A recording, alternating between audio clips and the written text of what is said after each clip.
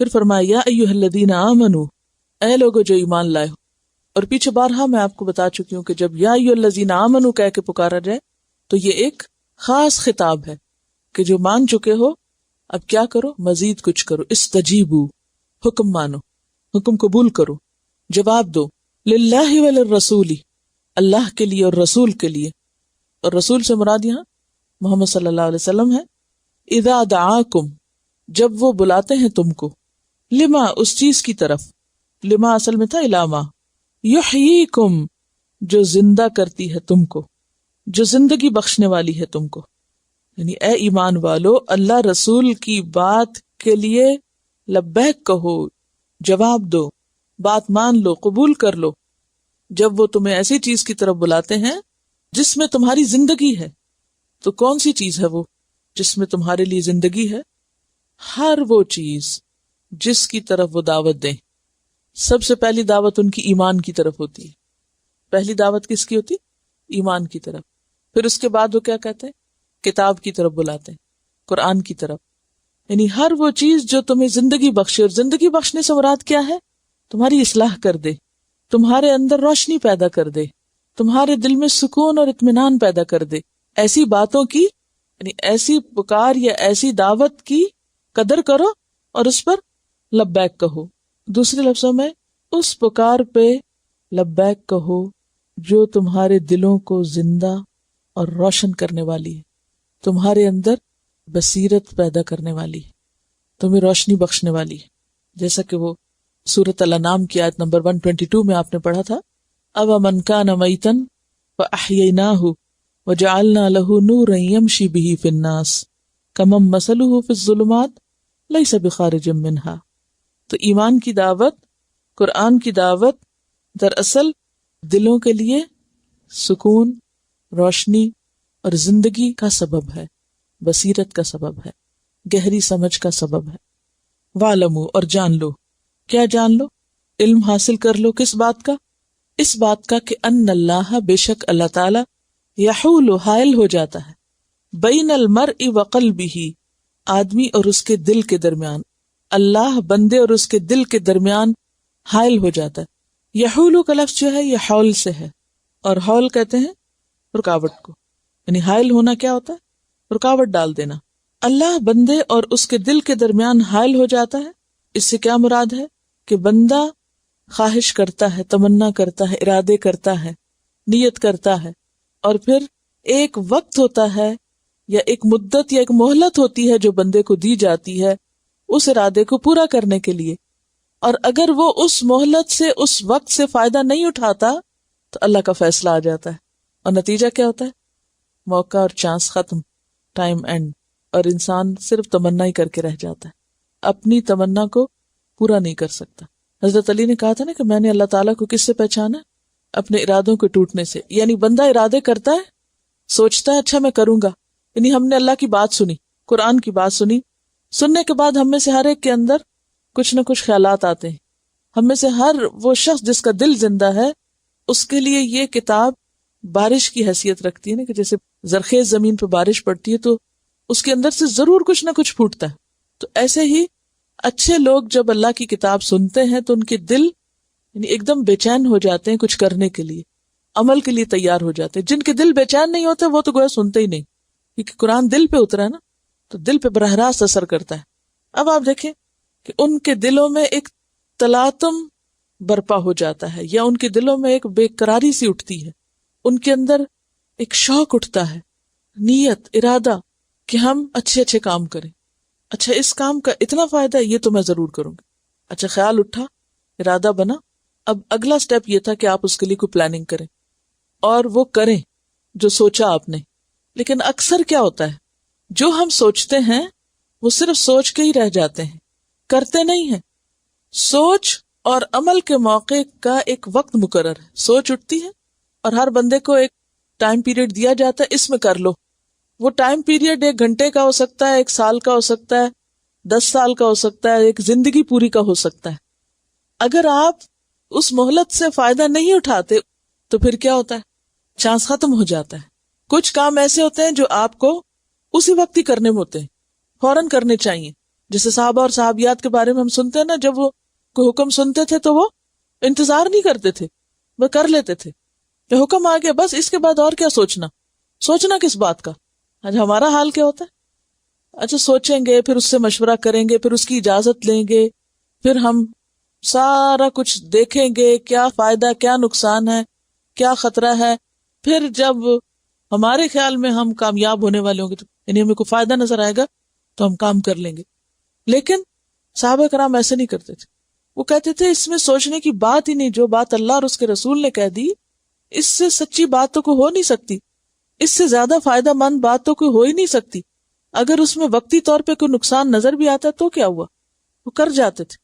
اچھا ایسے ہی لوگ پھر تاریخ بناتے، تاریخ ساز ہوتے ہیں، لیکن جو لوگ خود ساز ہوتے ہیں وہ یہ نہیں کر سکتے۔ خود ساز کون ہوتے ہیں؟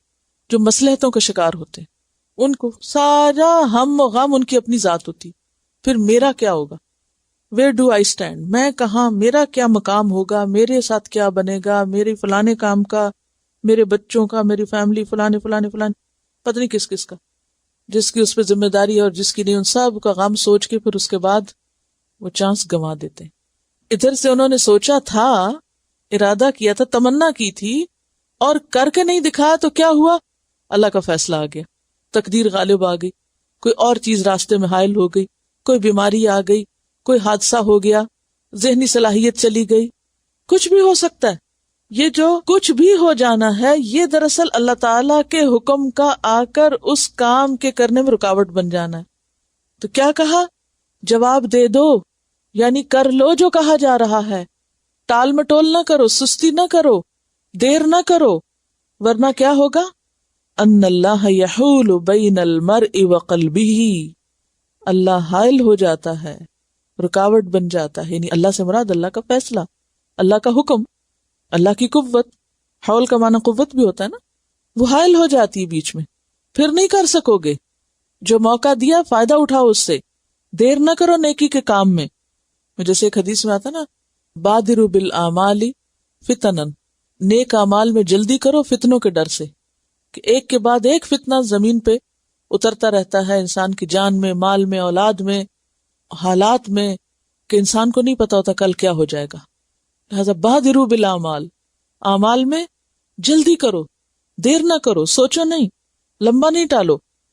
اور ہم دیکھتے ہیں نا کہ ہم نیکی کے منصوبے بناتے ہیں، دل ہی دل میں باتیں کرتے رہتے ہیں، اچھا ہم یہ بھی کریں گے، بہت مجھے شوق ہے میں دین کی ایسی خدمت بھی کروں، ویسی بھی کروں، یہ بھی ہو جائے، وہ بھی ہو جائے، لیکن اس کے لیے کوئی پلاننگ نہیں، کوئی محنت نہیں، کوشش نہیں، عملی اقدام کچھ بھی نہیں۔ اب کیا ہوتا ہے؟ اللہ کی اس دنیا میں کوئی چیز محض تمناؤں سے بنتی نہیں، کچھ بھی، گھر کا کھانا نہیں بنتا اگر آپ اس وقت بیٹھ کے خوش فہمی کا شکار ہو جائیں کہ آپ واپس جائیں گے سب چیز بنی ہوئی پڑی ہوگی خود سے خود، کیسے ہو سکتا؟ نہیں ہو سکتی، کوئی چیز خود نہیں ہوتی، کرنے سے ہوتی ہے۔ اگر ایک کھانا خود نہیں پک سکتا، ایک گھر خود صاف نہیں ہو سکتا، ایک کاغذ ادھر سے ادھر خود نہیں جا سکتا جب تک آپ اس کو اٹھا کے نہ رکھیں، تو دین کے کام اور اللہ کی عبادت اور اللہ کی رضا کے کام اور آخرت کمانے کے کام وہ خود ہی ہو جائیں گے صرف تمناؤں سے۔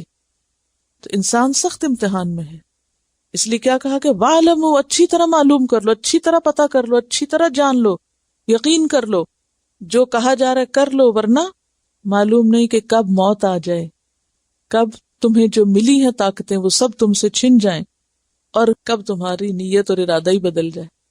بعض اوقات ایسا بھی ہوتا ہے نا کہ ہم ایک ارادہ کرتے ہیں اور پھر اس کے بعد اپنا ہی مزاج خراب ہوا ہوتا ہے، کسی اور کا کیا کہنا۔ تو اس کی کیا وجہ ہے؟ اس کی وجہ بھی یہی ہے کہ اللہ تعالیٰ بندے کو جب دیتا ہے اور بندہ اس کی قدر نہیں کرتا تو اللہ دل ہی بدل دیتا ہے۔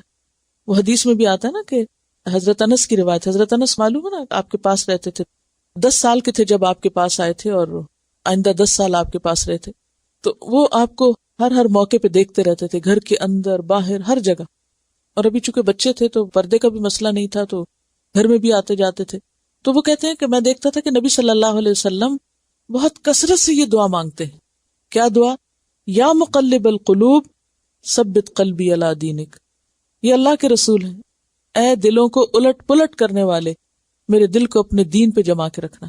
ایک اور روایت میں آتا ہے کہ صحابہ نے عرض کیا، اے اللہ کے رسول صلی اللہ علیہ وسلم، ہم آپ کے لائے ہوئے دین پہ ایمان لا چکے، یعنی آپ نے تو ہمیں دین کی طرف بلایا ہے، تو کیا آپ کو آئندہ دین سے لوٹ جانے کا ہمارے متعلق اندیشہ ہے؟ یعنی کہ کیا آپ کو اندیشہ ہے کہ آپ دین سے لوٹ جائیں گے یا ہم لوٹ جائیں گے، ہم پھر جائیں گے؟ فرمایا تمام دل اللہ کی ایک چٹکی میں ہیں، وہ جس طرح چاہتا ہے ان کو الٹ پلٹ کر دیتا ہے۔ دل اللہ کے ہاتھ میں ہے۔ وہ حدیث میں دو انگلیوں کے درمیان، جس کو چٹکی میں کہہ رہی ہے نا، دو انگلیوں کے درمیان، کہ جدھر چاہتا ہے ان کو الٹ پلٹ کر دیتا ہے۔ معلوم نہیں کہ خود اپنا دل کب الٹ جائے، کب ہمارے اندر ہی نیکی کی محبت ختم ہو کے رہ جائے، وہ جو ہم نے سوچا تھا وہی چلا جائے، اس سپارک جو ہوا تھا وہ بجھ جائے۔ تو دیر نہ کرو، جو موقع ہے اس سے فائدہ اٹھا لو۔ اب اگر اللہ کے رسول یہ دعا مانگتے ہیں کثرت سے، یعنی حضرت انس جو پاس رہتے ہیں وہ کہتے ہیں کہ میں دیکھتا ہوں کثرت سے آپ یہ دعا مانگتے ہیں، یا مقلب القلوب ثبت قلبی علی دینک۔ اور آپ نے اکثر دیکھا ہوگا کہ کیسے کیسے انسان کسی چیز کے لیے شوق رکھتا ہے، محبت رکھتا ہے، اور ایک دم وہ سب ختم ہو کے رہ جاتا ہے۔ نہ کسی چیز کی محبت ڈالنا ہمارے بس میں، یعنی ہم نعمتوں کی قدر نہیں کرتے، ان کو فار گرانٹیڈ لیتے ہیں۔ ہم سمجھتے ہیں اگر میری سوچنے سمجھنے کی صلاحیت بہت اچھی، میموری بہت شارپ ہے، یا میرا ویژن بہت اچھا ہے، یا میں چیزوں کو بہت جلدی گراسپ کروں، تو شاید یہ ساری زندگی میرے ساتھ ہی رہے گا۔ اگر میں بول بہت اچھا سکتی ہوں تو شاید ساری زندگی میں یہی کرتی رہوں گی۔ نہیں، اگر میں ہاتھ سے کچھ کر سکتی، جسمانی طاقت، صحت، وقت، سہولتیں، مددگار، یہ سب نعمتیں جو اللہ نے ایک ایک ہمیں دے رکھی ہے، ان سے ہم دھوکہ کھا جاتے ہیں۔ ہم سمجھتے ہیں یہ شاید ہمیشہ ہمیں ملی رہیں گی، اور ہم یہ سب ایسے ہی کرتے رہے، اور پھر ابھی آج نہیں تو کل کر لیں گے۔ کیسے کیسے بہانے اور کیسی کیسی حجتیں پیش کر کے اپنے آپ کو روکتے ہیں۔ کبھی ہم چھوٹے ہوتے ہیں، اور کبھی ہماری جوانی کی مشکلات ہوتی ہیں، اور کبھی شادی کی ہوتی ہیں، اور کبھی پھر بچوں کی ہو جاتی ہیں، اور کبھی پھر بڑھاپے کی ہو جاتی ہیں، اور ساری زندگی انسان کسی نہ کسی بہانے میں گرفتار رہتا ہے۔ نہ کرنے والوں کے پاس بہانے ویسے ہی بہت ہوتے ہیں۔ حالانکہ دنیا میں کون سا مسئلہ ایسا جس کا حل نہیں، کون سی مشکل ایسی ہے جس سے نکلنے کا کوئی راستہ نہ ہو، لیکن ان مشکلات سے نکلنے کا راستہ جو ہے، مادی مشکلات تو انسان ہاتھ سے ہٹا لیتا ہے طاقت سے، لیکن جو اندر کی مشکلات ہیں ان کا حل تقویٰ ہے۔ جب انسان کے اندر اللہ کا ڈر آ جاتا ہے نا، تو ساری رکاوٹیں نکل جاتی ہیں۔ اور اس ڈر کو کس طرح سے سامنے لایا گیا، وَأَنَّهُ إِلَيْهِ تُحْشَرُونَ، بھاگنا کہاں ہے تمہیں، اور بے شک وہ اسی کی طرف تم اکٹھے کیے جاؤ گے، جانا بھی تم نے وہی ہے۔ تو کیسے نہیں بات مانو گے؟ نہ مان کے جانا کہاں ہے؟ کیوں نہیں لبیک کہتے؟ کیوں نہیں جھک جاتے؟ کیوں نہیں قبول کر لیتے؟ استجابت میں سارے معنی آتے ہیں۔ اور قلب چونکہ ہر سوچ اور ہر عمل کی بنیاد ہے نا، بنیادی جڑ، وہ درست ہو جائے تو سب کچھ درست ہو جاتا ہے۔ تو اگر دل ہی سخت ہو تو پھر انسان کے لیے سب مشکل ہو جاتا ہے۔